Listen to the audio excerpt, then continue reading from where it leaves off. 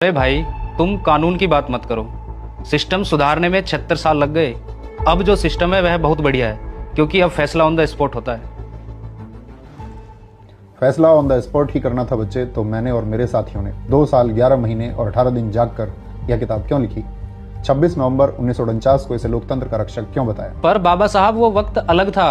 आज हमें संविधान से ज्यादा समाधान चाहिए। माफ करना, पर आपकी ये किताब कमजोर पड़ गई है, क्योंकि अपराधी छूट जाते हैं और गरीब तारीखों में पिस जाते हैं। संविधान कभी कमजोर नहीं हो सकता बच्चे, उसे चलाने वाले कमजोर या बेईमान हो सकते हैं। मैंने चेतावनी दी थी, संविधान चाहे कितना भी अच्छा क्यों ना हो, अगर उसे लागू करने वाले लोग बुरे होंगे तो वह अंततः बुरा साबित होगा। आज तुम जिस गुस्से में हो वो गुस्सा व्यवस्था के खिलाफ होना चाहिए था, लेकिन तुम्हें एक दूसरे के खिलाफ लड़वा दिया गया है। कोई नहीं लड़वा रहा, हम जाग गए हैं। हमें बताया जा रहा है कि हमारा धर्म खतरे में है, हमारी पहचान खतरे में है। खतरे में धर्म नहीं, खतरे में तुम्हारा विवेक है। मैंने सपना देखा था हम भारत के लोग, we the people of India का, लेकिन आज कहीं हिंदू है, कहीं मुस्लिम, तो कहीं दलित है।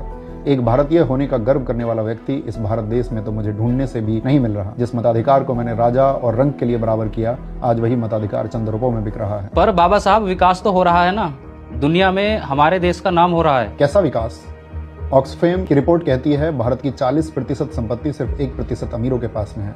क्या यही है आर्थिक न्याय जो मैंने प्रस्तावना में लिखा था? जब गरीब अस्पताल की चौखट पर दम तोड़ दे और अमीर पैसों के दम पर कानून बदलवा ले, तो समझ लेना उस दिन संविधान के एक पन्ने की हत्या हुई है। लेकिन लोग कहते हैं संविधान में विदेशी सोच है।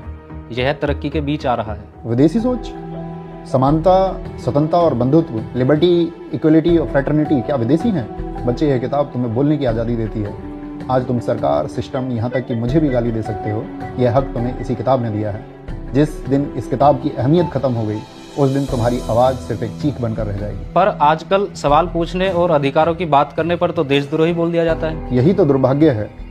लोकतंत्र की इमारत 4 स्तंभों पर टिकी थी। पहली विधायिका, संसद जहां अब बहस नहीं सिर्फ शोर होता है। दूसरी कार्यपालिका, पुलिस और अधिकारी जिन्हें संविधान की रक्षा करनी थी पर वो सत्ता की रक्षा कर रहे हैं। तीसरी न्यायपालिका, कोर्ट, जिसे अव्यवस्था और दुर्व्यवहार के खिलाफ बोलना चाहिए पर वो अक्सर खामोश रहती है। और चौथा स्तंभ, मीडिया, जिसे सरकार का आईना बनना था लेकिन वो सरकार का भोंपू बन गया है। इस देश का मीडिया इस कदर चाटुकार बन गया है कि उसने मानवता को शर्मसार कर दिया है। बच्चे, मेरी बात याद रखना, भक्ति धर्म में मोक्ष का मार्ग हो सकती है, लेकिन राजनीति में भक्ति तानाशाही का मार्ग है। बाबा साहब, आज मेरा भ्रम टूट गया। मुझे साफ दिख रहा है असली खतरा संविधान को नहीं, हमारी सोच को है। यह लड़ाई किसी पार्टी के खिलाफ नहीं, अपने अधिकार और वजूद बचाने के खिलाफ है। मैं वादा करता हूं, अब मैं भीड़ का हिस्सा नहीं, संविधान और लोकतंत्र का रक्षक बनूंगा। जिस दिन इस देश के लोग और युवा दूसरे के सारे पर नाचने से इनकार कर देंगे, उस दिन भारत के संविधान को कोई खतरा नहीं होगा। जय हिंद, जय संविधान।